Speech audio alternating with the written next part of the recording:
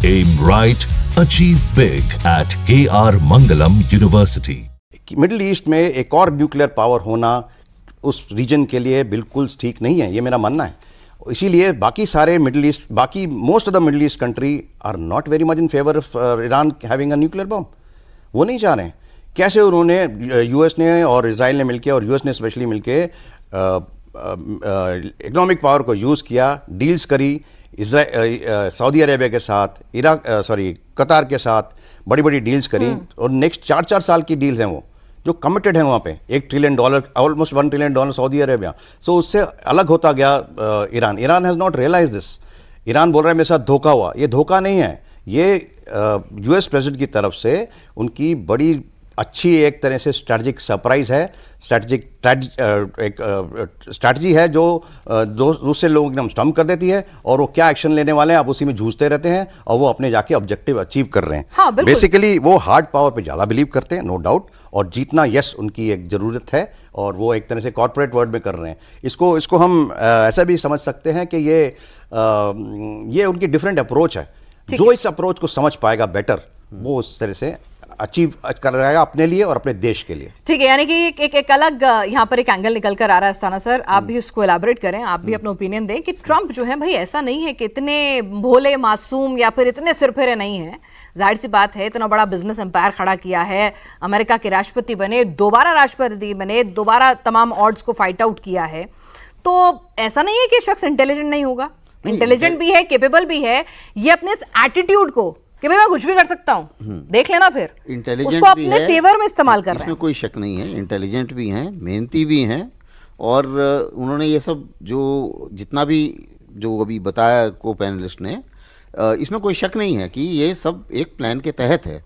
और ये जो है बीइंग अनप्रिडिक्टेबल, ये वो अपनी स्ट्रेंथ गिनते हैं। वो समझते हैं ये मेरी स्ट्रेंथ है, बीइंग अनप्रिडिक्टेबल।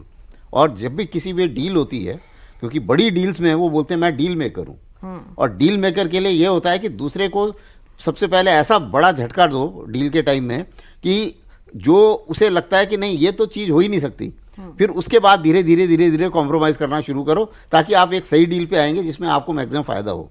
तो ये एक डील मेकर का काम है।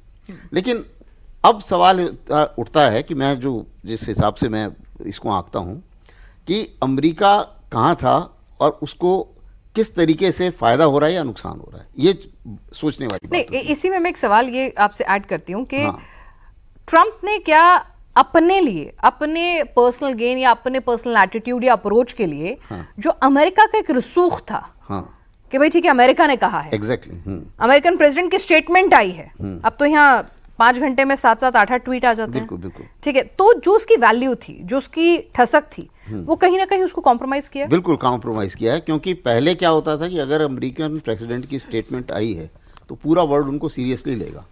अब अमेरिकन प्रेसिडेंट की स्टेटमेंट आती है तो सब सोचते हैं कि नेक्स्ट शायद कुछ और आ जाए, तो ये एक गड़बड़ हुई है। दूसरी चीज़ आप इसको इस तरीके से भी देखिए कि अब ये ट्रेड टैरिफ लगाए इन्होंने, टैरिफ लगाने के बाद में चीन के खिलाफ लगाया जी मैं 250% पे पहुंच गया, 245% टैरिफ, और बार बार बोल रहे हैं चीन चाहता है कि मेरे से बात करना। चीन ने बार बार उनको खंडन किया इस बात का कि नहीं मैं नहीं चाह रहा हूं आपसे बात करना, और ना ही फिर ये हो रहा था कि who will blink first, finally he ब्लिंक्ड first, अपने आप इन्होंने ही डाउन किए सारे के सारे। तो जहां तक शी जिनपिंग का सवाल है, इस जो मूक लड़ाई है उसमें तो शी जिनपिंग का पलड़ा भारी रहा, इसमें कोई शक नहीं है। दूसरी चीज ये है कि जब से ये प्रेसिडेंट बने इस बार, इनकी खुद की जो प्रॉपर्टी है और जो इनका खुद की वैल्यू है वो तकरीबन डबल हो गई है, इनके एसेट्स, और अमेरिका का जो ग्रोथ है वो काफ़ी कम हो गया। तो मेक अमेरिका ग्रेट अगेन के सामने वो आए थे, लेकिन एक्चुअली ग्राउंड में ही is making Trump empire great again. Okay, so ये जो एक फैक्टर है, इसके ऊपर काफ़ी इनकी अपनी पार्टी में भी और इनके अपोजिशन में भी काफ़ी इसके ऊपर चर्चा हो रही है। तो ये अमेरिका को विशेष फायदा नहीं हो रहा है। ठीक है।